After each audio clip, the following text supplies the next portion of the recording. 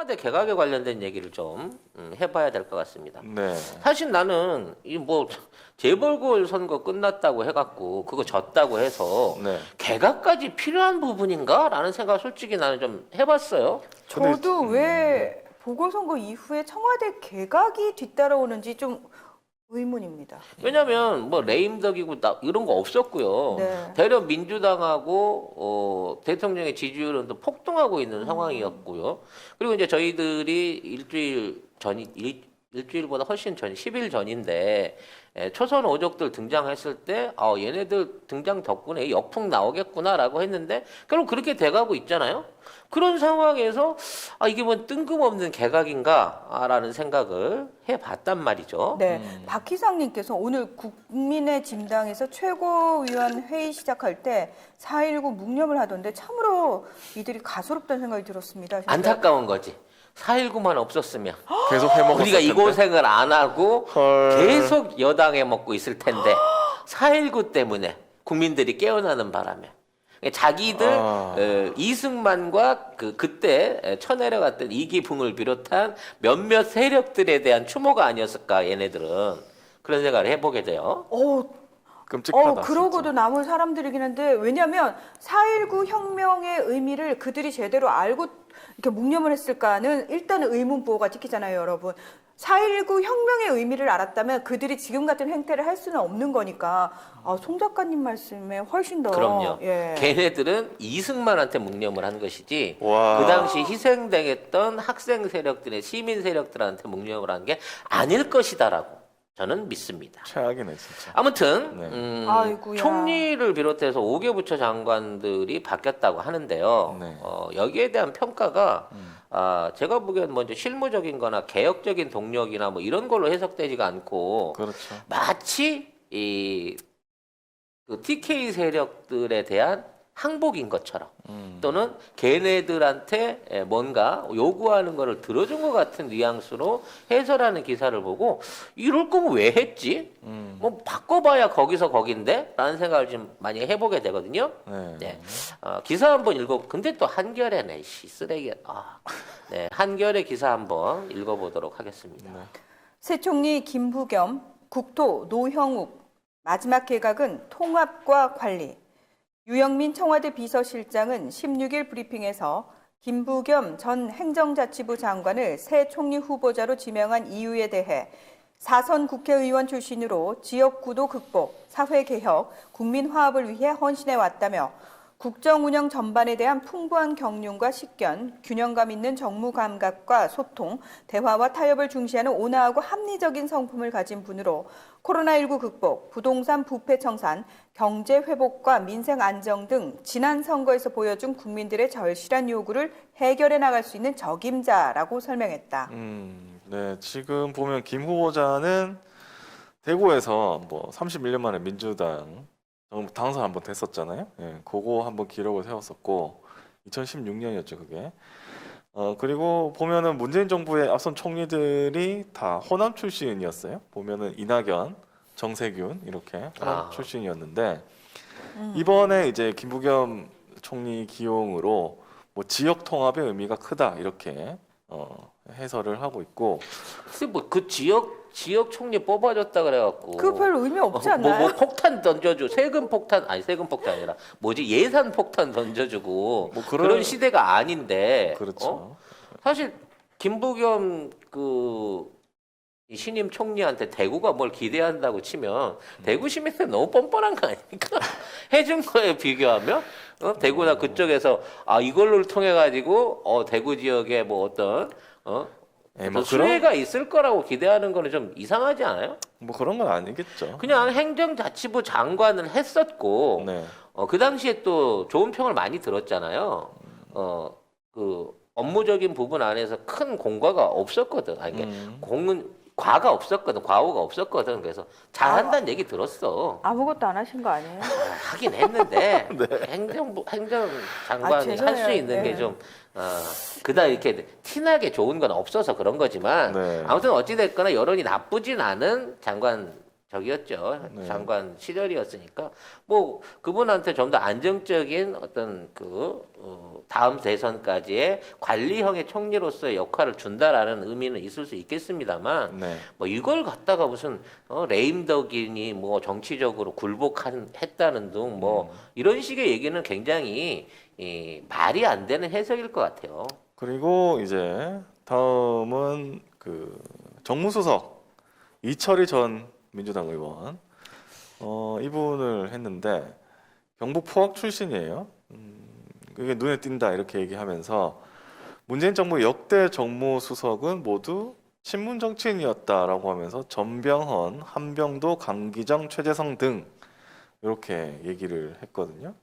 그러면서 한겨레에서는 문 대통령은 임기 말 위기 상황에 비문 정치인을 처음 기용했다. 이 수석 발탁을 통해서 통합 메시지를 전달했다. 이렇게 얘기를 했습니다. 사실 우리가 네. 이철이 발탁에 대해서는 이건 뭐 반대했는데. 문재인 정부 욕하고 나간 사람을 어떻게 다시 불러들이느냐라고 네. 할 수 있지만 뭐 대통령이 결정하신 거고 그렇죠. 그리고 뭐 정무수석이 대통령의 의지를 좌지우지할 수 있는 그런 자리는 아니에요. 지금 대통령의 지지율이 워낙 확고하니까. 근데 저는 이철희 수석도 참 권력력이 장난이 아닌 분이구나라는 생각을 또 한 번 했어요. 그러게요. 자기가 마치 부끄러워서 나는 더 정의롭고 개념 있는 정치인이어서 나는 박차고 나왔어 라는 식으로 온갖 언론 플레이 다 하시고 여기저기 방송사 다니시면서 프로그램 맡으시고 그렇게 돈 많이 버시면서 불러주니까 또 바로 가시잖아요. 도대체 뭐가 부끄러워서 나오셨다는 건지 본인이 뭐가 더 개념이 있다는 건지 저는 조금 궁금해요. 그러니까 궁금해요. 그렇게 싫어서 나온 곳이고 물론 또 그걸 팔아서 벌어먹고 사셨지만 다시 또 가셨잖아요. 이제 방송 출연료라도 기부를 해야 되는 거 아닌가요? 근데 출연료 엄청 많이 받으셨을 거거든요. 뭐 그렇죠. 보통 정치인 출신 오시면은 많이 드리거든요. 굉장히 많이 드립니다.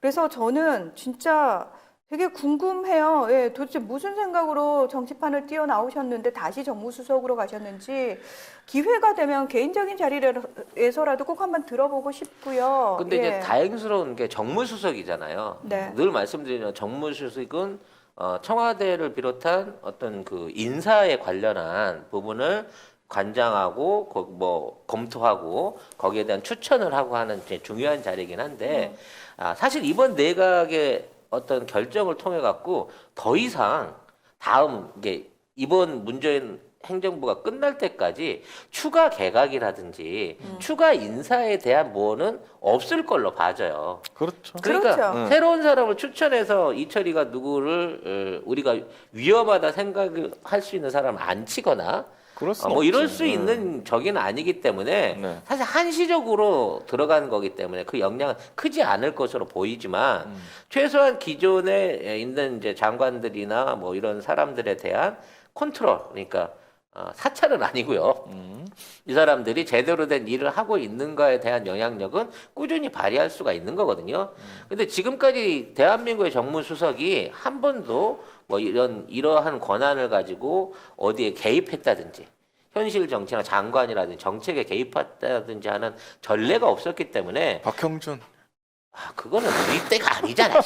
그런 경우가 없었기 때문에 박형준 네. 같은 짓거리를 대놓고 할 수는 없을 걸로 그렇죠. 보입니다. 돈 때문에 갔다라는 분도 계신데 아니요. 방송 출연료가 훨씬 셉니다. 훨씬 세죠. 훨씬 셉니다. 네. 근데 여기서 정무수석을 하나 더 붙이게 되면은 출연료는 더 올라가겠죠. 정무수석을 하나 더 붙이게 되면은 본인이 누리고자 하는 권력의 힘이 더 커질 뿐만 아니라 그걸 바탕으로 더 큰 권력을 추구할 수도 있겠죠. 다행스러운 그래서, 게 이 사람이 스스로 모든 계파를 떨치고 자진해서 나간 사람이기 때문에 지금 다시 입각을 했다 그래서 민주당에 줄대기는 쉽지 않을 거예요. 그렇기 때문에 정무수석으로 이렇게 얘기하면 제 개인적인 오피셜입니다만은 참 작은 화분에 안전하게 케이스까지 씌워가지고 말하자면 위험하지도 않고 그렇다고 그닥 향기 나지도 않는 그런 포장을 한 게 아닌가 하는 생각이 들고요. 사실 그동안에 문재인 대통령의 인사에 대해서 이제 답답해 하시는 분이 많았는데 우리가 또 박지원 국정원장 씌워가지고 박지원 국정원장이 굉장히 지금 잘하고 굉장히 잘하고 계시잖아요. 박영선 같은 사람도 언주랑 안 나갔기 때문에 그렇죠. 뭐 문재인 정부에 그렇게 심한 욕을 하던 사람도 장관을 시켰고 뭐 결국은 서울시장 돼서 스스로 이제 간판을 내리긴 했습니다만 우리가 생각했을 때 좀 아닌 것 같은 인사를 갖고도 용병수를 발휘하신 게 또 문재인 대통령이거든요. 그래서 사실 저는 정말 닥치고 문재인 지지를 하는 이유가 그겁니다. 사실 저는 진짜 죄송합니다만 문재인 대통령 지지자가 아니었던 사람이에요. 저는 아니 진짜로 문재인 대통령 같은 사람이 제 머리를 생각했을 때 사람일 수가 없거든요. 어떻게 사람이 저렇게 완벽할 수 있어? 저거는 정말 엄청난 여우이거나 아니면 뭔가 있다라고 생각을 했던 거예요. 근데 죄송합니다, 대통령님. 제가 짧았습니다. 제 생각이 짧았습니다. 근데 문재인이라는 사람을 제가 이렇게 보고 제가 국제정치 평론하니까 계속 들여다볼 수밖에 없는 상황이잖아요. 그 외교 무대에서 국제사회에서 하시는 행동이나 말과 이런 것들을 다 보면서 제가 저분은 완벽한 사람이었다. 그래서 네. 이철이가 또 우리의 그 기대를 저버리고 훨씬 더 문재인 정부의 좋은 마무리를 위해서 최선을 다해서 일할 수도 있어요, 여러분. 있잖아요. 네. 아니 그러니까 그럴 수 있다니까. 왜? 그래. 난 사실은 너무 저쪽으로 가고 싶었는데 날 안 불러줘서 짜증나서 띡띡띡띡 됐더니 일로 와. 내가 열심히 너한테 하겠습니다. 내가 이렇게 너한테 가는 이 거죠. 전환기에 이 실질적인 다음 선거를 주재할 수 있는 정무 정무에 관련된 내용을 너한테 맡겼으니까 네가 저쪽으로 돌아갈 마음이 아니라면 초심의 마음으로 한번 잘해봐. 하지만 네가 어긋나잖아. 어긋나면 네가 할 수 있는 게 별로 없을 거야. 라고 하는 뭐 메시지가 간다 그러면 어차피 지금 있는 상황에서 정권 재창출이 돼야만 뭔가 떨어지는 게 있다고 생각하는 이철이가 더욱 열심히 하지 않을까라는 생각도 해봅니다. 자, 문제는 그 국토교통부 장관의 어떤 그 새로운 후임, 지금 있는 LH 사태를 비롯한 현재 부동산 문제를 어떻게 해결할 거냐라고 하는 부분에서의 어떤 그 역할이 기대되는 상황에서 노영욱 전 국무조정실장이 들어갔다고 해요. 네. 그러니까 이분이 이제 말하면 대통령의 직속인 거죠. 그렇죠. 사실 따라놓고 보면 좀 더 개혁적인 부분이 이 원내대표하고 같이 이루어지지 않을까라는 생각을 좀 해보고 싶고요. 많은 분들이 이제 분노하시는 부분이 왜 똥 싼 놈을 계속해서 또 한 번 주저앉혔느냐. 홍남기? 그렇게 이제 그분한테서는 똥 냄새가 이제 떠나질 않고 아니 우리 그만 얘기 똥을 좀 왜 이렇게 똥에 점심시간에 이분들이 또 아무튼 홍남기가 유임된 데 대해서 이제 되게 얘기가 많은데요. 이게 개각의 끝이 아닐 수도 있습니다. 홍남기는 이번 주 중에 또 다시 바뀔 수도 있는 부분이 아직은 남아있기 때문에 이 개각의 끝이라고 생각하지 말자고요, 여러분. 근데 지금 홍남기가 주저앉아 있는 이 상황에서 약간 이 기류가 바뀌어가고 있어요.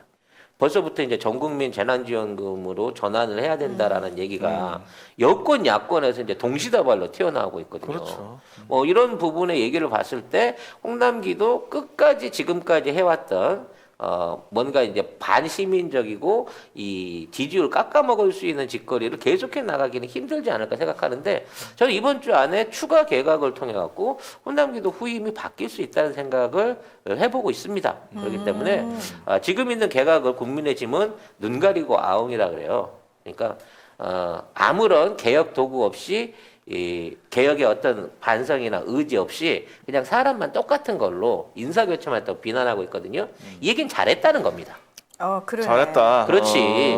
저것들이 잘했다고 하는 순간 우리 잘못한 거고요. 저것들이 불만을 가지는 순간 이 인사는 그나마 나쁜 건 아니었다라고 판단할 기준이 되는 거예요. 근데 조금 그러면 좀 슬픈데 이번 개각 관련해 가지고 이철희 신임하고 저 김부겸 총리 같은 경우에는 모든 언론에서 별 다 비판을 안 잘했다고요. 했거든요. 조중동이 안 씹고 있는 안 씹고 거는 있는- 안 씹고 조금 있어. 불길한 요소이긴 이상해. 하지만 약간 아이, 이상해. 네, 그분 여시제인가 우리 알면서 왜 그래요? 그렇지. 같은 편 절대 안 씹지. 안 씹죠. 여시제예요, 여러분. 여시제인데 여러분 여시제라고 다 쳐내면은 지금 남아 있는 애들 별로 없거든요. 네. 우리가 늘 말합니다. 여시제인 거 알고 있어요. 우리 다 알고 있으니까 똑바로 해요. 허튼 짓 하면은 죽여버릴 거예요. 여러분이 한 명 이미 보내셨잖아요. 여시제인 거 우리가 알았는데 네가 허튼 짓 해서 너 아웃 해서 지지자분들이 아웃시킨 분 그분 있잖아요. 네. 그럼 갑자기 문 대통령 지키겠다고 생뚱맞게 나왔잖아요. 네. 낙엽이 젖었는데 활활 타오르려고 하고 있죠 지금. 그렇습니다. 그러니까 자, 다 알아요. 다 아는데 허튼 짓 하지 말라고 여러분이 계속해서 감시와 견제 강하게 푸시를 하시면 되는 겁니다. 계속 네. 지켜봐야 되겠죠, 저희가. 지켜봐야 됩니다. 네. 그리고 이제 우아하게 죽일 거. 제가 그랬는데 죽여버릴 거예요. 네, 우아하게. 우아하게. 네, 그래서 이번 개각을 실망했다라는 뭐 이런 분들이 있는데요. 아이고 저기 이 금요 그 초선 오족보다 이게 신명한 일입니까? 그렇죠. 네. 쟤들이 싫다고 펄펄 나대고 있는 거 보면 쟤들 의도대로 이 개각이 안 된 거예요. 네. 그리고 우리가 걱정하는 김부겸 장관 솔직히 그 양반이 지금 와서 친 TK로나 아니면 저쪽 당으로 이 배신 태클을 때릴 수 없는 지경에 있는 사람이에요. 그렇죠. 그렇기 그렇지. 때문에 저는 정세균 총리보다는 오히려 의욕적으로 더 큰 목적을 갖고 일할 수 있을 것 같아요. 왜냐하면 이제 한때 자기도 대선 어떤 후보로서의 후보로서의? 꿈이 있었으나 그렇죠. 내려놔야 된다는 현실을 자각을 한 거고 그런 입장에서는 차차기를 위해서라도 최선을 다한 어떤 그 실적을 올리기 위해서 더욱 열심히 해주실 걸로 믿고요. 네. 이철이 같은 경우에는 사실은 시켜도 별로 시킬 일이 없는 상황에서 그도 저도 아닌 위치에 지금 딱 내려놓은 거기 때문에 아니, 근데 왜 크게 우리 문제 보고 안 될 수 있습니다. 갑자기 이철이 빨아준대라고 얘기하시는 분이 계셨는데 아니 아니라니까. 아니에요. 우리 이제 영국 키키 제품들을 본격적으로 광고하고 있습니다. 네, 네이버에 영국 키키라고 치셔야 접속할 수 있는 사이트가 있는데 이제 굉장히 다양한 종류 식품들이 있어요. 영국 네. 키키. 5개 브런치에 한 120개 정도 제품들이 있는데 지금 이제 들어가서 보시면 제일 주종으로 있는 게 레시틴이나 MSN 식이 유황 그리고 차전자피 뭐 이런 것들 MSN 안에는 비타민 D도 함유되어 있는 것으로 알고 있습니다. 배송지 적고 주소 적으면서 밑에 보면 요청사항 거기다 송작가 TV만 쓰시면 2개를 시켰는데 3개가 오는 기적이 일어나게 된다는 겁니다, 여러분. 사이트를 어디로 그러니까 들어가야 어느 될지. 사이트 다 들어가셔도 됩니다. 가급적이면 네이버 페이로 결제를 하시는 게 네이버 페이로? 혼선 없이 빨리 가실 수 있다고 합니다. 네. 그럼 2+1 기간이 언제까지냐고 박혜라 송작가 님이. 맘대로죠. 아, 구매 인증을 하시는 분한테는 남아있는 피땀 눈물 화장품 세트들을 풀어드리기로 약속을 드렸습니다. 여러분 지금 홍남기를 안 자르고 내비뒀잖아요. 신임 이철이 정무수석이 홍남기를 자르는 그림을 생각해보세요. 이것이야말로 이 제2의 절정인 겁니다, 여러분. 네. 네, 그런 면으로 우리가 이용할 수 있는 부분을 생각해 보세요. 그렇습니다. 예. 네. 미향돼지님이 와우 유튜브 첫 회원 가입하는 내일 모레 50 아집입니다 하셨는데 반가워 친구야. 반갑습니다. 어서 와. 내일 모레 50이면 이 바닥에서는 젊어요. 젊은 거야. 우린 굉장히 젊은 거야.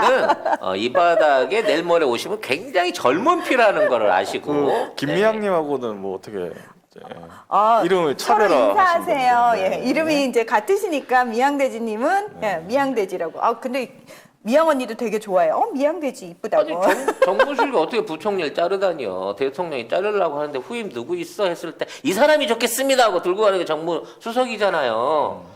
자르면 안 되겠습니다 하고 말 안 하고 자기가 나서갖고 후임 구하러 다닌다니까. 아 그러고 남을 거예요. 열정 넘치시니까. 뭔가 보여줘야 되니까. 이거 헤드헌터랑 똑같은 거예요 지금. 헤드헌터. 네. 그러니까 살벌한데. 네. 아무튼 그러니까 이철이가 스스로 지금 우리 청와대라든지 이 어떤 관직 쪽에 있는 이른바 모피아들 아니면 원전 마피아들 네. 이런 애들을 또 찾아내 갖고 색출해서 정리하는 이런 역할을 할 수도 있는 겁니다, 여러분. 쓰기 나름이에요, 연장은. 아, 정말. 근데 진짜 저는 그래서 나 같은 사람은 참 정말 또 한 번 정치랑은 맞지 않는구나를 느꼈던 게 전 싫으면 진짜 눈도 안 마주치거든요. 근데 정치판에서는 내가 저 사람이 싫어도 저 사람이 활용도가 있으면 가까이에 둬야 되는 거거든요. 그럼 대놓고 기대감을 갖고 있다 실망하는 것보다 요거 봐라, 요거 수상한데 하고 계속 감시의 눈초리를 보였는데 이가 눈치 보여서 일을 열심히 해. 이게 훨씬 더 바람직한 거 아닌가요, 우리 입장에서? 열심히 하는 게 낫죠. 네, 열심히 하도록 우리가 지켜보고 있다는 사인만 계속 주면 될 것 같습니다. 네. 네.